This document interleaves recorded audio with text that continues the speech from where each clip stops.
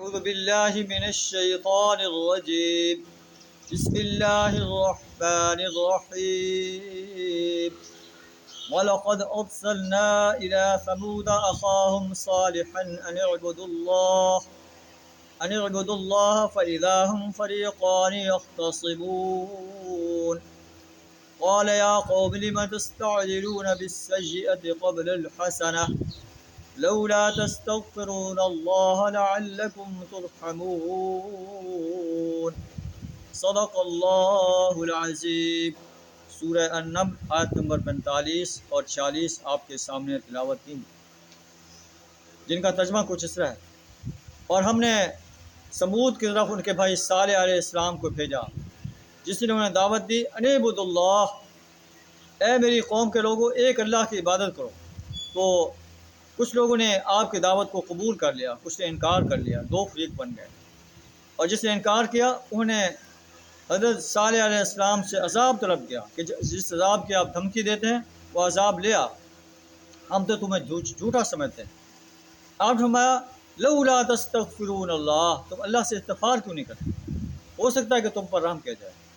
تو انہوں نے کہا کہ ہم نے تو آپ کو اور آپ کے ساتھیوں کو بدشگون پایا ہے. آپ طائرکم عند اللہ، تمہارے نیک و بدشگون کا سر رشتہ تو اللہ کے پاس ہے.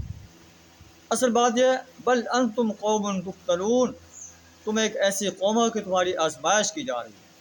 اور آخرکار جو ہے انہوں نے حضرت صالح علیہ السلام کی دعوت کو جھٹلا دیا، آپ کو قتل کرنے کا مشورہ کیا.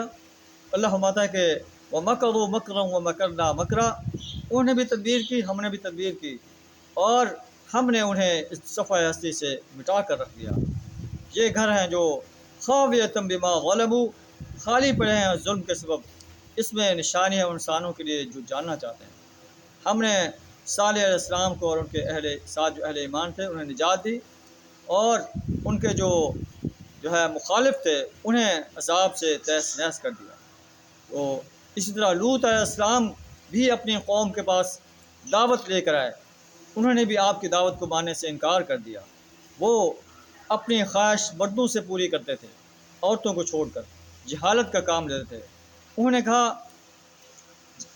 حضرت لوط علیہ السلام کی دعوت کے جواب میں اخرجوا آل لوط من قریتکم، آل لوط کو اپنی بستی سے نکال دو، انہم اناس یتطہرون، یہ بڑے پاک باز انسان بنے پھرتے ہیں.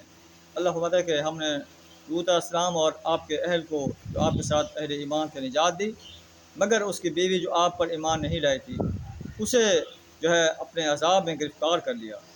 قدرناہا من الغابرین وامطرنا علیہم مطرا، ہم نے ان پر بری بارش برسائی. امطرنا علیہا حجارۃ من سجیل، پتھروں کی بارش برسائی.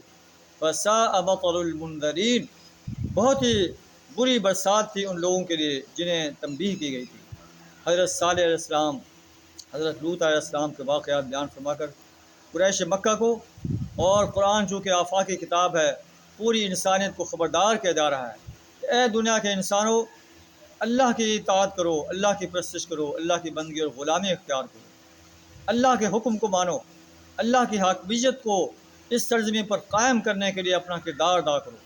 اگر تم ایسا نہیں کرو گے، شیطان کی پرستش کرو گے، خواہشات کی پرستش کرو گے، فخر و غرور کرو گے، تو تمہارا انجام بھی حضرت صالح علیہ السلام کی قوم جیسا، حضرت لوط علیہ السلام کی قوم جیسا ہو سکتا ہے.